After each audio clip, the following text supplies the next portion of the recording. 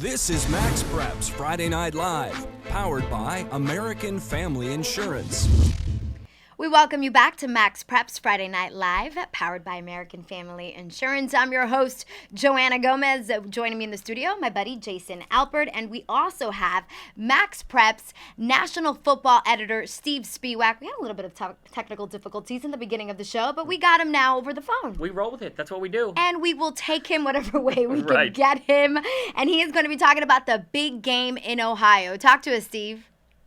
Yeah, so tonight in Cincinnati, St. Xavier versus Archbishop Moeller. This is a heated GCL South rivalry, Greater Catholic League South. It's arguably the toughest division in the country. It features the likes of St. Xavier, Archbishop Moeller, Elder. These are teams that are very, very difficult, and these teams play each other every week. So big rivalry. Both of these schools are all boys private schools, so they have a very, very large following. This is a great atmosphere to watch a high school football game and get a kind of a taste for the state of Ohio. And Moeller enters the game nationally ranked. St. Xavier has lost its last two, but to two very good teams in Trinity and Colerain. So definitely one of the bigger matchups on tap tonight. All right, Steve, we appreciate that, and I can tell you we couldn't say it enough how much we think that we are just everywhere, not only about in the country, but on this game alone. Our game of the week, we've got a reporter at the game. The game has concluded, so what we're going to do is we're going to bring you up to the minute recap of that game. So let's go ahead and go now to Tony Mile. Tony, this is one that didn't exactly go like people thought it would, did they? Oh, no, not at all. I mean, St. X is ranked third in Cincinnati, but they came into this game as massive underdogs, even playing at home. Moeller is nationally ranked in just about every poll. I think that St. X did a pretty good job of really kind of coming out and really taking control of the game. On the first play of the game, first offensive play, junior quarterback Nick Tensing hooked up with Kevin Milligan for an 80-yard touchdown pass off of play action. It was a great play. Moeller bid on it. So first play, it's 7-0, and then for Moeller's first possession, 3 plays later, it's 3rd and 16, and they get a pass picked off, taking 32 yards to the house. 70 seconds into the game, X is up 14-0, and they didn't look back. Now, Tony, the hallmark for St. Xavier over the past 4 or 5 seasons during the tenure of head coach Steve Speck has been defense, but we haven't seen it much this season up until tonight. Yeah, you're definitely right. Over the first 3 games of the season, St. X allowed over 100 points. That's by far the most allowed by a St. X team in the Steve Speck era over a 3-game stretch. The previous high was actually 81. Back in 2004, which was Speck's rookie year as a coach. But over the last 2 weeks, St. X has done very well. Last week, they lost to Trinity, Louisville Trinity 14-13. But Trinity came in averaging 43 points a game, I believe. So to hold them to 14 is pretty good. And even Moeller tonight, they were coming in averaging in the low 40s. They got a garbage time touchdown to make it 49-21. But, this was basically a 2-touchdown game for Moeller, which came with just a great offense. Now, what do you think this win will do for St. Xavier for the rest of their season as they try to make a run at another Division I state title? Well, I think it gives them some confidence. Just watching this team tonight, even though, Moeller kind of had trouble moving the ball consistently, this is not a traditional St. X defense, and that this year's team is a little smaller, definitely scrappier, not as quick as in the past, but, they're a very talented team. Steve Speck likes to run the ball and play defense. This year, he's thrown the ball a little bit more. Their quarterback tonight had 4 touchdown passes all in the first half. St. X scored 49 points, their most since 2006. So I think that they know, they're playing at home, but if they can beat this Moeller team, they can beat pretty much anybody in the Southwest region. And if you can get out of the Southwest region in Ohio, you've got a shot at state.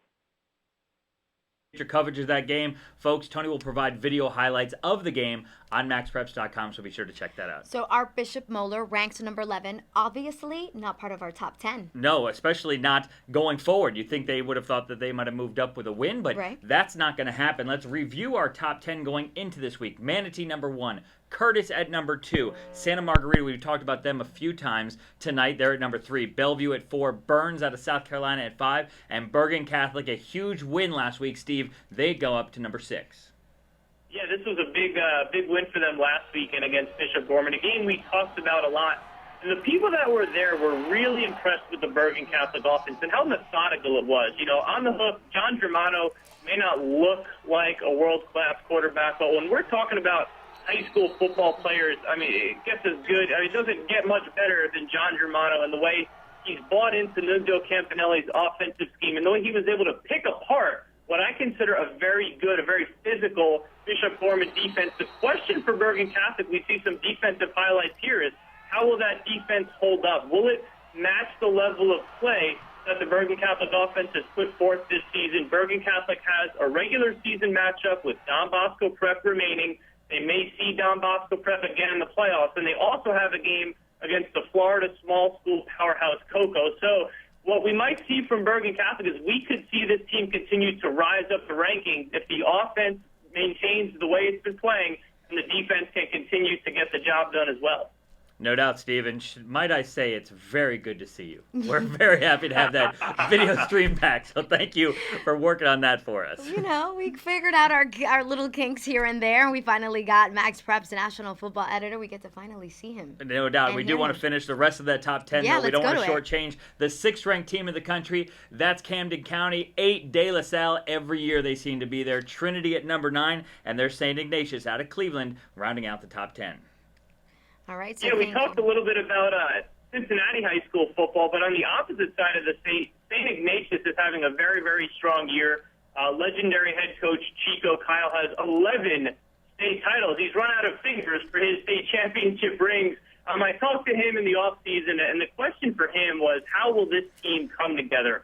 Last year's team struggled early on and had a tremendous playoff run and really gelled at the end of the season. They had to replace some guys up front and in the secondary. And so his question mark was, how will this year's team kind of gel and come together? And if the first 4 games are any indication, this is going to be a very, very good St. Ignatius team, similar to Bergen Catholic, with plenty of room to rise up the rankings. They have a lot of tough games remaining on their schedule, and they'll have to survive the gauntlet that is Ohio's Division I playoff bracket.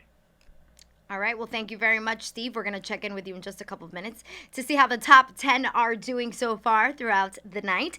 And now we're going to take another live look outside. Here we take you to Lincoln Way East. They're up 28. Sandsburg Eagles 0. Don't you love it when this happens, though? It's almost like we come back from commercial break, we go to the game, we're kicking off in the 4th quarter. This is perfect. I mean, this is how live look-ins are supposed to be. It's like we timed it this way. But folks, Sandburg coming off a game a week ago, a defensive battle. They won 7-3, but this week, yeah, they're not scoring points again, but they're certainly giving up a lot more than they did last week. 28-0, they're down right now against a team 4-0, one of the best teams in the state of Illinois, though, right, Steve? Yeah, they're undefeated. The New Lenox area in Illinois has really grown over the last 5 or 10 years, and Lincoln Way East is a very good team. That whole suburban Chicago area has some very, very solid high school football programs. Probably the last 10 or so years they've really come on. Previous to that, you were kind of looking at the Chicago private school leagues in the city of Chicago, Chicago proper. But now some of that power has shifted out toward the suburbs, and you see a program like a Lincoln Way East, like a Wheaton Warrenville South, like a Maine South, that have really kind of risen to prominence and have put together some very good teams. All right, Steve. Well, once again, we appreciate your input to that game. We'll check in with you in a little while. And we always like to point out alumni from certain schools when we get an opportunity to. And Sandburg has a guy who not only went on to play at Northwestern, play in the NFL, but is now the head coach at Northwestern. Talk about staying home. Pat Fitzgerald, an alumni of Sandburg High School. Yeah, and that live look, by the way, was brought to you by Play On Sports Network, so we want to thank them again because we always say this. This is what makes our show so unique and so different. So let's get to another recruit that we're keeping an eye on. You might know his name. He might ring a bell to you. He's from New Jersey. Any guess? No? No. I'm going to take it away. It's your script. This is the one that you do. I can look down at. You want me to get it? I thought you would be on top of your game. It's Garrett Sickles. That's what we're talking about. We're going to get to the game powered by American Family Insurance. Your dream is out there, so go get it. We'll protect it. This is MaxPreps Friday Night Live, powered by American Family Insurance.